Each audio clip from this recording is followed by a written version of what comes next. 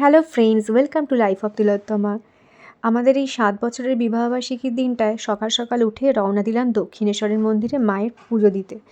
আর প্রতি বছর যাওয়া হয় না নিয়ম করে, মাঝে মাঝে গ্যাপ গেছে, কিন্তু এক বছর অন্তর আমরা যাওয়ার চেষ্টা করি। তো এই বছরও সকাল সকাল উঠে ফ্যামিলি নিয়ে, মানে আমার শ্বশুর শাশুড়ি মেয়ে হাজব্যান্ড সকলকে নিয়ে সকালে উঠে বেরিয়ে পড়লাম দক্ষিণেশ্বরের উদ্দেশ্যে পুজো দিতে।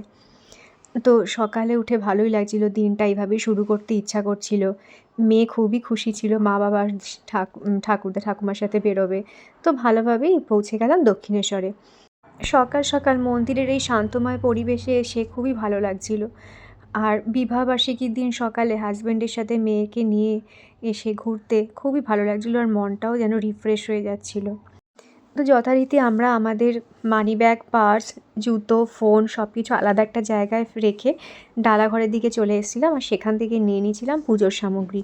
ঘর থেকে নিয়ে এলে নাও দিতে পারো তোমরা, কিন্তু যদি না আনি থাকো তাহলে এখান থেকেই পুজোর সামগ্রী কালেক্ট করে নিয়ে যে যার মতন ক্যাপাসিটি অনুযায়ী পুজোর সামগ্রী নিয়ে মন্দিরে মাকে ভালো করে পুজো দিয়ে আসতে পারো।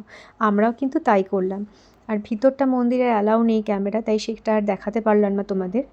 মায়ের পুজো ভালোভাবে দিয়ে দেওয়ার পরে আমরা সকলেই চলে গেছিলাম ভোজনালয়, মানে এখানেই তৈরি আছে, বেশি দূর যেতে হবে না। সেই ফুড প্লাজাতে অনেকগুলো দোকান রয়েছে, তার মধ্যে একটা রেস্টুরেন্টে ব্রেকফাস্ট করতে। তো মেয়ে খুবই খিদে পেয়ে গেছিলো, সকাল থেকে উঠেছে। তো ওকে আগে দেওয়ার জন্য একটু হাজব্যান্ড তাড়াহুড়ো করছিল, সকলকে বলছিল যে একটু তাড়াতাড়ি যেন ব্যবস্থা করা হয়। তো আমরা নিয়ে নিয়েছিলাম লুচি, ঘুগনির মতোই তৈরি, আলু ঘুগনি, মটর আর ইডলি। তো ইডলি আমি খেয়েছিলাম, আর সবাই খেয়েছিল লুচি ঘুগনি। তারপরে গাড়িতে যেতে যেতে ডিসাইড করলাম যে আজকের লাঞ্চটা কোথায় করব। ম্যারেজ অ্যানিভার্সারি বলে কথা, তো একটা স্পেশাল লাঞ্চ তো না করলে হয়ই না। তো হাজব্যান্ডেরও ইচ্ছা ছিল যে সকলকে নিয়ে যখন বেরিয়েছে তখন একটু খাওয়াবে। তো আমরা যথারীতি লাঞ্চ করতে চলে গেলাম কারিমসে।